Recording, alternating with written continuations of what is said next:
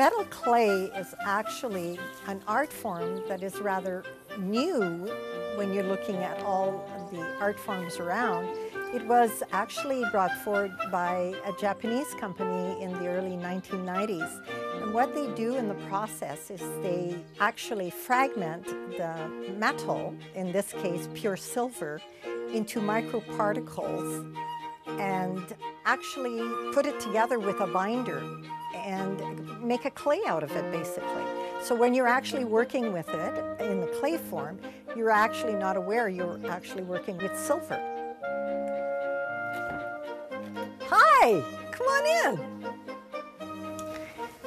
So I guess I'm going to select some of my textured molds that I'm going to design a small pendant today. So I love poplar texture bark, so I'm going to choose that one. And I think I have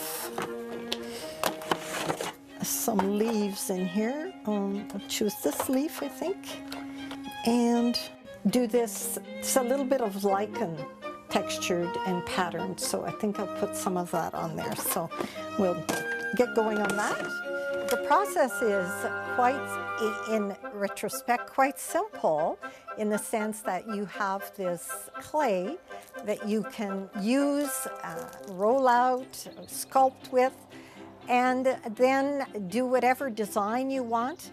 And then it dries, and after its drying process, it's fired. And in the firing, that's when the magic happens.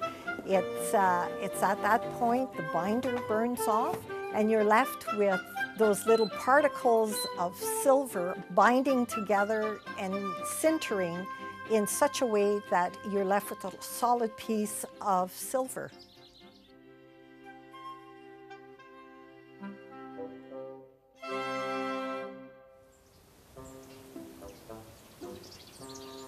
One of my great loves, of course, is trees.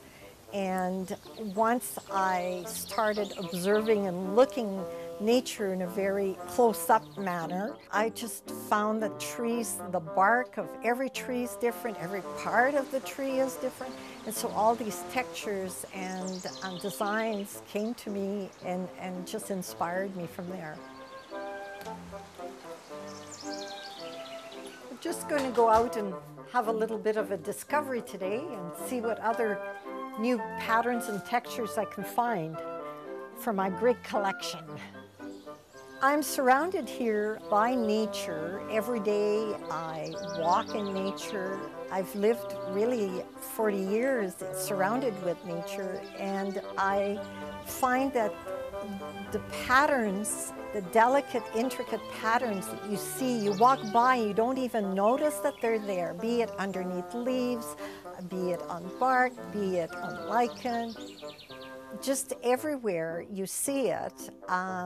It's just actually so beautiful that just the idea, you could never reproduce that. Like even if you were the most talented artist, it's just so amazing to see. And so that was my inspiration. Of course, once you start looking, you never stop. And so now that is part of my journey as a metal clay artist in this realm that I've made my own, which is to search out impressions that nature has to offer. And so it's everywhere. You just have to look for it. Oh, here's something I've been looking for. This is lichen. It's got this intricate, beautiful pattern of lichen here, and I think I will take a mold of it and just see if it translates from there to the mold to see if it's actually comes out like that, because it's gorgeous. I just love that. So I'm going to try that. The different textures that I've come across, I would say that bark is probably my fall-to texture that I enjoy working with, because every tree is so different, and it's just so expressive because you get the older tree that has the deep crevices and the younger trees have very subtle textures and patterns to it. So I think it's probably, in general, bark is always something I'm always looking for, more bark or more textures to learn from, to discover. I'm not sure what it'll look like, but it has potential, and that's what I always look for, is the next interesting potential.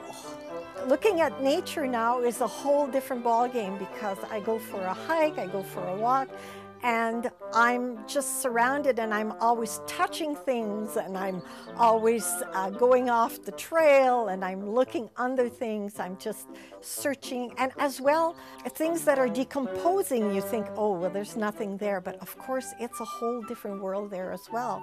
And so any of the organic materials are amazing to work with. It looks interesting. All right, so now we'll have the moment of truth. So I'm just gonna pull it off and see what kind of potential I have here.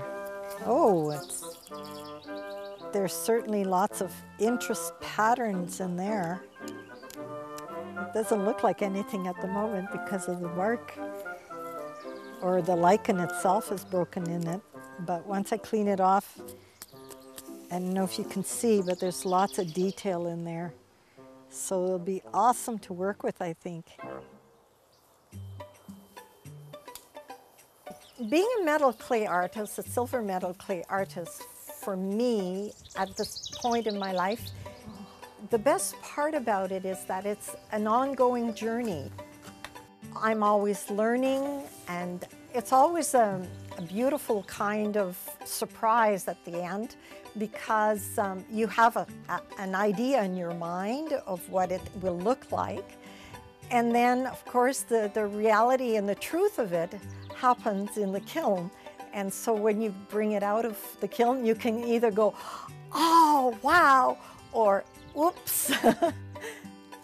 Okay, so now I'm looking at this and thinking, maybe this part here would be interesting. So after the piece is completed firing, then it's a matter of polishing it. And so that can be accomplished by a brass or steel brush, and just brush it and the white will go off and it'll look silvery and be nice and shiny. So after this, let me show you what the piece that's in here would look like, because I have another one that I've completed because of the time factor here.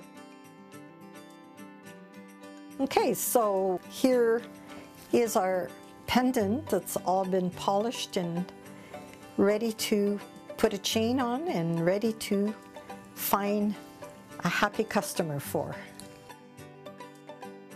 I think as a metal clay artist, I've found that it's been about connections for me, connecting your mind, your body, and your spirit, and as well a connection through the whole aspect of nature. And I found myself in lots of moments of contemplation and reflection in my walks, looking closer up to nature that we just usually fly by, and just I think it's just made me just more of a thoughtful and a person that's more connected to my world.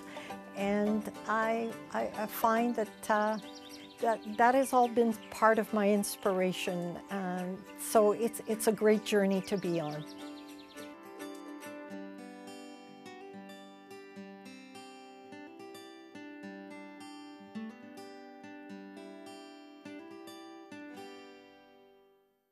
If you have program ideas that you'd like to see on Max TV Local On Demand, write us at max.local@sastel.com.